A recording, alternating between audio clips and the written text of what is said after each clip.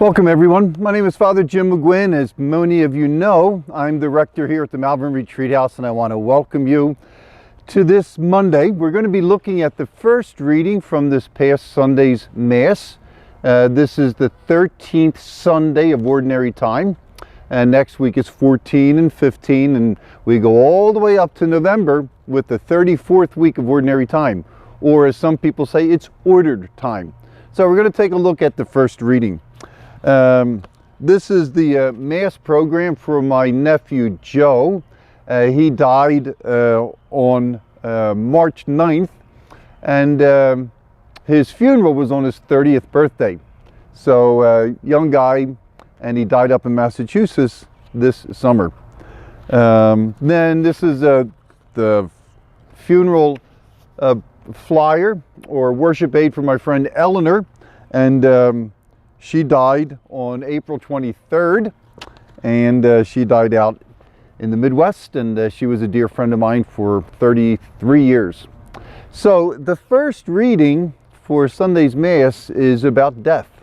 And if you're using the Connections program, the workbook, or if you're part of our small group, you can go to the Daily Personal Prayer Guide for Monday, and there's always a brief explanation of the first reading, just in a series of bullets. So the subject of this first reading today is an unpleasant one.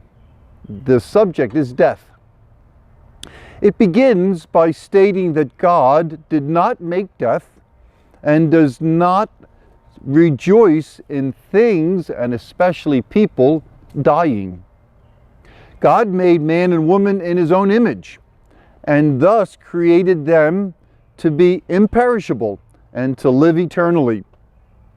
Death entered the world through the devil and those who choose to belong to his company. And that's all of us because of original sin to some degree. The gospel today is about two women, both of whom are close to dying, and one does. And the first reading at Mass and the gospel always share a theme. So this theme is obvious.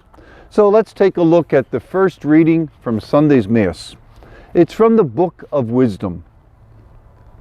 God did not make death, nor does he rejoice in the destruction of the living.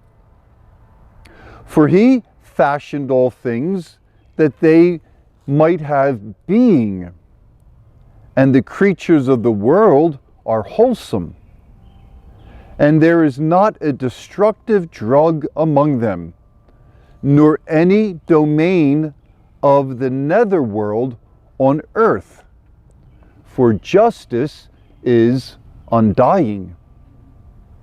For God formed man to be imperishable. The image of his own nature he made him. But by the envy of the devil, death entered the world, and they who belong to his company experience it. So the Book of Wisdom is what it sounds like. It's the wisdom of the writer, kind of philosophical, theological wisdom. And this part of the Book of Wisdom is talking about death. And the author is saying that God is not responsible for death. God is responsible for life. God is a God of the living, and God is life itself. And so everything that God made is meant to live, and to live eternally. The problem is Satan, or the devil. And the devil brings death and destruction into the realm of life. And because of original sin, we all experience the work of the devil. And so ultimately we all die. However, God is still a God of the living. And through Jesus Christ, God is going to reverse the forces of death in the ministry of Jesus Christ. And we're going to find out how he does that, at least for two people, in our gospel of this week. So, in the Connections workbook, there's always this question.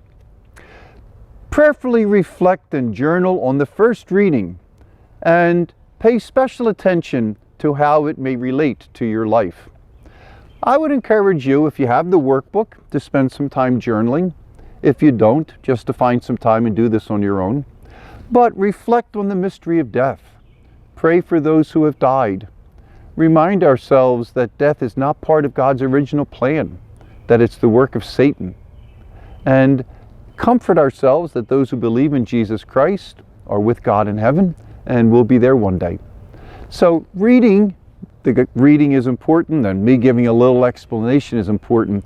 The most important part is you yourself reflecting on it prayerfully this day, and each day of the week reflecting on the previous readings from Mass. So, God bless you. Come back tomorrow. We're going to take a look at the Psalm.